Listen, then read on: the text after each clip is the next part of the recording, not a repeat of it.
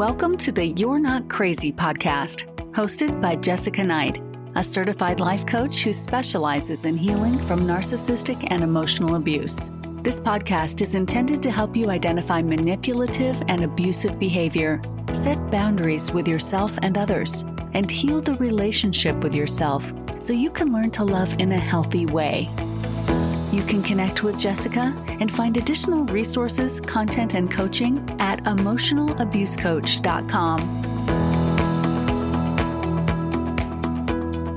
Hello, and thank you for being here today. I am doing a bit of a different episode today, and it's because I get a lot of the same question about the Emotional Abuse Breakthrough course, what it is and why it matters. And so if you're a consistent client, if you've already purchased it, if you know what it is, some of this stuff may just not be what you're looking for, but I think it's important, especially if you're still wondering what is going on, is this abuse, all of that. And so actually, before I dive into the episode, I should go over the fine print. And so you can find me, my work, my courses at emotionalabusecoach.com.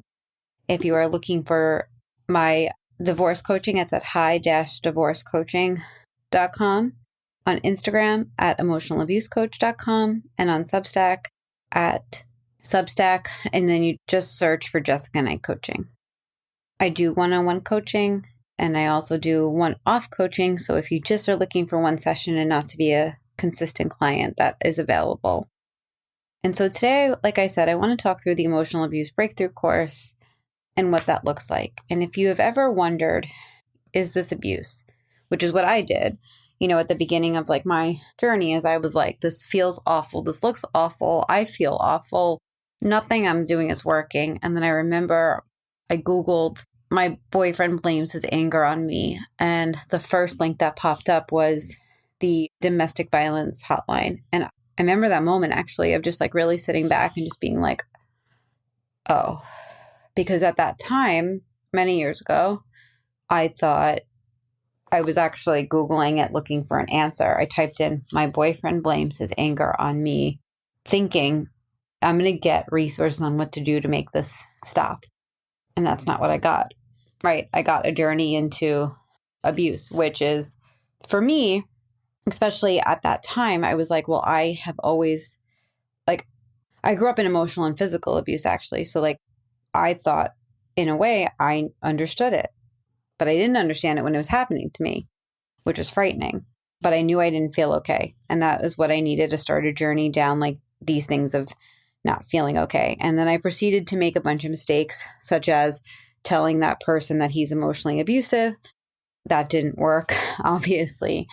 And I ended on this, I kind of set off on this path of trying to understand what was happening, because there was so much happening all at once. And I was getting all these downloads of information, but I couldn't make sense of my reality. And I also couldn't leave because of the trauma bond. I felt so stuck, and I was seeing it and I was living it, but it was so hard to be conscious in seeing it. I was living emotionally in the relationship.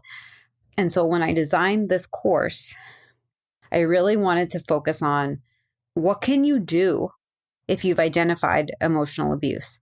Not just is it emotional abuse or not, because that is a great thing to recognize and realize. And I certainly was down that path for a long time, but I got really stuck on what to do, because for a while I just felt like I was just in the hotbed of realizing I was in an emotionally abusive relationship and not really being able to do much about it.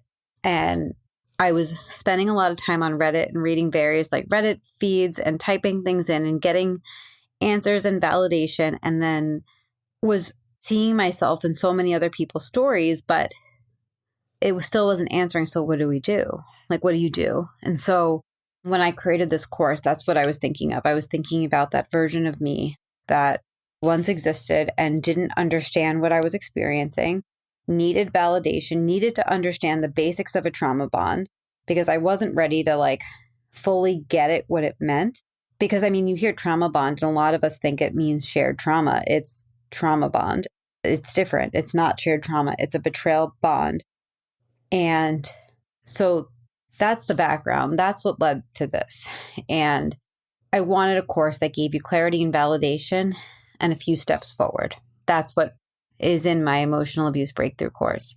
When you are in an emotionally abusive situation, we're often told that we're sensitive, we're overreacting, that you're imagining things, and that's what keeps us stuck because we don't have clear proof.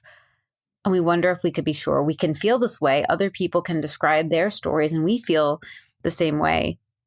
But we don't feel certain. And I wanted something that you could go through that would help you feel certain.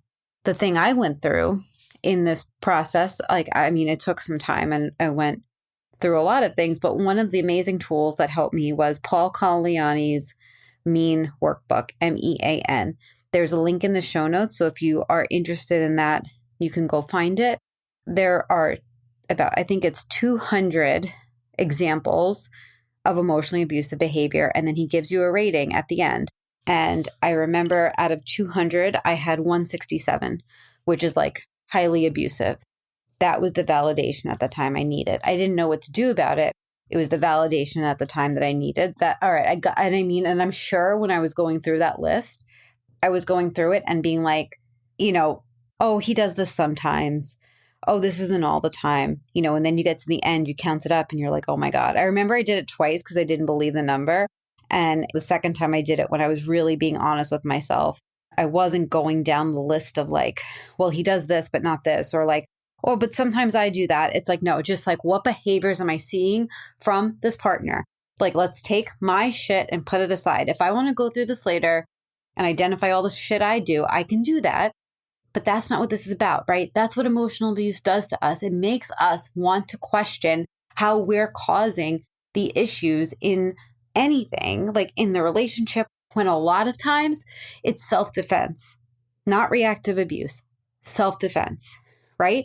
When we finally block them after like lash out number 10 during our workday, self-defense, we are protecting ourselves. So that's like the biggest thing is like, go through either if it's my course, another resource, Paul's workbook, only look at the other person. You need to see what's going on in your relationship. You cannot fix anything without getting that full picture. And I guarantee you, if you're the one that's here, you may have some behaviors you're not proud of, but I believe you're acting in self-defense, or it's the only thing that you can do to survive this relationship. When you're in emotional abuse, you second guess everything. People tell you you're too sensitive, or that you're overreacting, or that you're crazy, and you believe they're right. You believe they're right. It's real. What you're experiencing is real. It's not okay, and you're not crazy. And so in this course, I walk you through exactly what emotional abuse is, how to recognize it, and whether you're in a trauma bond. I then bring you into a unit on boundaries and what that looks like in an abusive relationship. Often we hear you cannot set boundaries with a narcissist or an abuser, and you can. Sometimes they're only for us. Sometimes we're the only ones that knows we're setting a boundary. And so I walk through what that looks like with you and try and help you get a sense of what you could do by providing some examples and also saying what a boundary is and what a boundary isn't. I'll give you an example of one. So I remember that my ex used to yell at me all the time.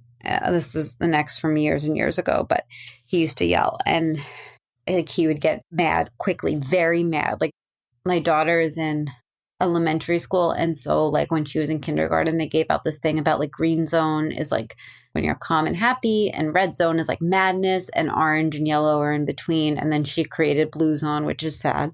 And so he would literally go from like green to red in an instant. It's like a kid without impulse control. And so when he would do that, I was just sort of stuck in the crossfire when it's happening and I don't know what's even going on. I'm having trouble identifying it. I'm either taken by surprise. I think I really did something wrong. And you just feel so stuck. You just feel like I can't get out of this. Well, that was one of the situations, one of the few I identified that I couldn't do anymore. And that if I was going to leave this relationship, I had to get out of that situation. Or basically, I had taught him that when he gets angry, I'm going to like wait until he's not angry, or like basically try and caretake, or, there's a series of behaviors I did that I'm not proud of. But for example, one of the boundaries I set was if you yell at me, I am leaving. And we didn't live together, so this was possible. But I remember the first time I implemented it, I said, if you yell at me, I'm leaving. And he continued to yell. And I didn't even do anything like this. He was mad over something else and then was like trying to blame me because if I didn't do XYZ, then he would have been able to focus. And I was like, I had nothing to do with like any of those things. And as I explained the story, I should tell you a later example is when I stopped rationalizing anything or defending myself. But that came later. Right now it was, if you yell at me, I'm going to leave. And I will be honest, it was so hard to leave. I remember he started to yell and get like really inflamed over something that I truly, like I really had nothing to do with. And then he goes, you know, like he like made this like, ah. And I just was like, if you continue to yell, I am leaving. It was the second time I said it. And then he said, you just want to leave so you can look like the fucking victim. And I got my bag. I walked to the door and I left. I was shaking. I walked to my car a block away. And as I got in my car, I could still hear him yelling. We live in a city. I was shaking. And I just remember thinking, I could not imagine if I stayed. Like, you know, the quote, if you have seen M.E.A.N, there's a quote like, first they'll throw things next to you before they throw things at you. That's what I was afraid of in this relationship. Like it was getting to that level. And I was like, I cannot do this. And I began to set boundaries that removed myself from the harm. After that, that was one. And because I was trauma bonded, I didn't just leave after that because that's just not how this shit works. It's not. But it really helped me begin to separate myself from the immediate blast that I was feeling all the time so that I could regulate myself enough to begin to continue to come up with strategies and even just sort of like get the support I needed because I knew I needed support if I was going to leave. I was going to need someone to remind me what happened in the relationship. I was going to need them to talk me out of, you know, kind of help me work through the trauma bond and all of that. So as I was getting like that support in place for myself, you know, therapist, you know, getting some items out of the home, like making sure, you know, that I was setting boundaries so that I wasn't getting to this escalated place all the time, or my nervous system was calmer. I was getting more consistent workouts. I was eating. I was identifying signs of abuse and trying to make sense of my reality. Like I knew that once it was over, it was going to be over, but I did not know how to get myself there. And so that's what the course kind of works you through, how to recognize it, noticing the trauma bond, giving you validation, giving you enough signs of abuse and of trauma bonding so that you can see what emotional abuse is and how to recognize it, how trauma bonds form and whether or not you're in one, what the cycle of abuse looks like and how to identify where you are in it, and how to validate your own experience so you're not dependent on someone to tell you what's real. Basically, how to ungaslight yourself. And when people start researching emotional abuse, they usually fall into a rabbit hole. They'll Google trauma bond gaslighting, narcissistic abuse. They see pieces of their experience reflected back at them, but they don't always know what to do with that information. And that's why I created this. It gives a foundation and a place to start, a way to begin to think differently about your experience so you can start to take some steps, so you can have like something to hold on to. And like I said, I really recommend Paul Colaianni's M.E.A.N workbook. It's a great resource. I created this course because I needed something more to come after that. Not only something that identified abuse, but helped me figure out what to do next. But I will say that course has so many signs of emotional abuse that if you are experiencing it, it's like it will help you see what is going on because he makes it impossible to not see it. And so if you're stuck in confusion, wondering what you're experiencing, wondering if it's abuse, this course might be helpful. The link is going to be in the show notes. It's the Emotional Abuse Breakthrough course. And I also have some other resources in there too. And again, it's like I created the course I needed when I was going through it. And so if you're in that place and you need just something to help you make sense of your reality, I highly recommend it. And of course, you know, I'm always creating new things and wanting to create new things and wanting to create time to create new things. And so if there's ever something that you're like, oh my God, it would be so helpful to hear, somebody talk about this or that, feel free to send me a message. You can Instagram me at Emotional Abuse Coach and send me a message on a topic. I think people that listen to my older episodes sometimes message me at Jessica Knight Coaching Instagram. I don't check those that often just because my primary one is at Emotional Abuse Coach. So find me there. I'll see it. And I know how hard this is. And so if you feel like, reality doesn't make sense, I just want you to know you really are not alone. I really promise you that. I really promise you that. I think this is one of the most lonely battles that we can walk down. And it's amazing in how many areas of life emotional abuse comes up. So you're not alone. I'm always happy to help.